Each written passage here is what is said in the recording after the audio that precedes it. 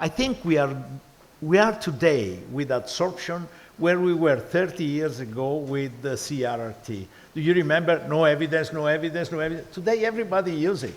To achieve this, to get enough research, to move towards clinical results, and to move towards personal experience, we need to use the device, we need to use the treatment, and this is a problem sometimes in convincing public administrators, hospital administrators, that use evidence-based medicine as a negative tool to impede the use of this therapy. Well, I think that the evidence-based medicine was invented just with that purpose, to save money. This was introduced at the Thatcher time in UK to save the national balance on the Senate. Our intervention should be directed in the area of uncertainty. The other thing is, why is it that the small randomized trial negative describes no recommendation for this therapy? If you have the reverse, a small randomized trial positive, they say, oh, there is not enough evidence. I agree with what you just said.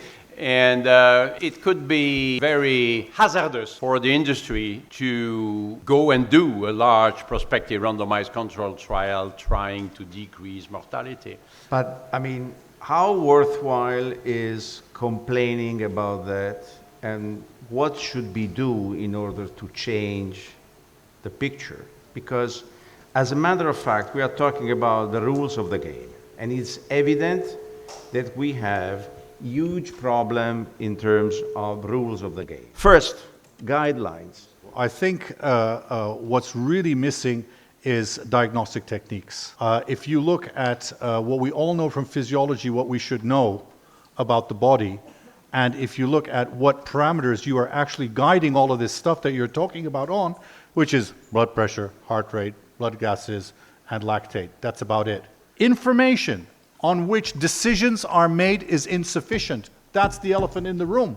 So phenotypes is important. For any given intervention, we would like to have a guide. And since we speak about purification techniques, yes, indeed, it may be some ratio of pro versus anti-inflammatory cytokines, a combination of cytokine levels that will be increased, perhaps not only IL-6, which is certainly a good cytokine to measure, but we could have quite easily today measurements of several cytokines and come up with an evaluation. We cannot rely only on evolution, although I love evolution, but we cannot, because we have taken this animal and we have brought the animal in what we call an intensive care unit, where we use mechanical ventilation, renal replacement therapy, other forms of organ support, plus noradrenaline, plus all the things we do, the antibiotics and everything.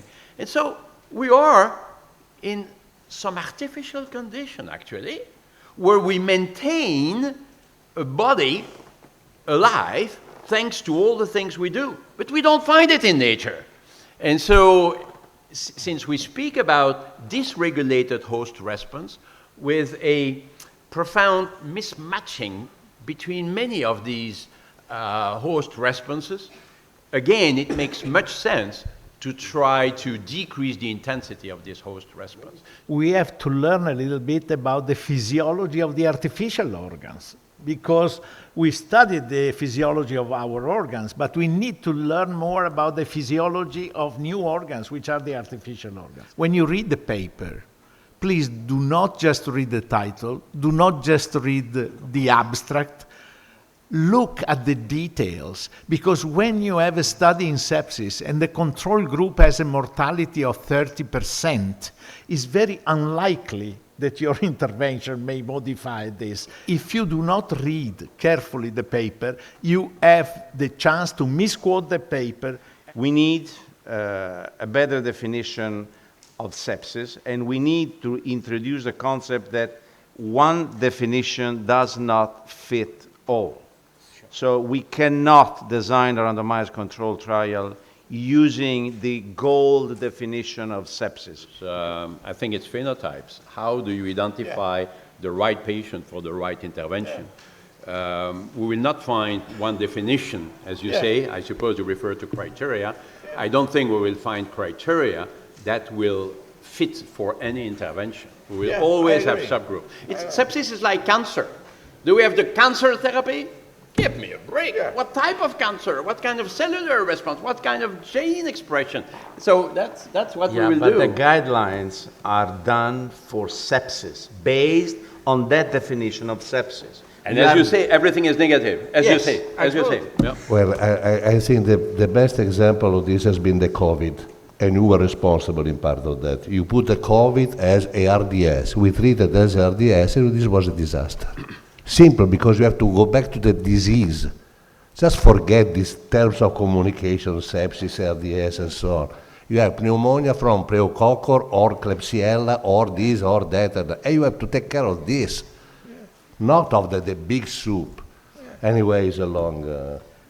But that's why we have to get rid of the definition of ARDS. we and get not that enlarge it. To read absolutely out of And not to ARDS, out enlarge of it. sepsis. And not to enlarge it, as we are doing right now. Okay, it's a pity that the you, not me. disagreement You just started at the end of the round table, but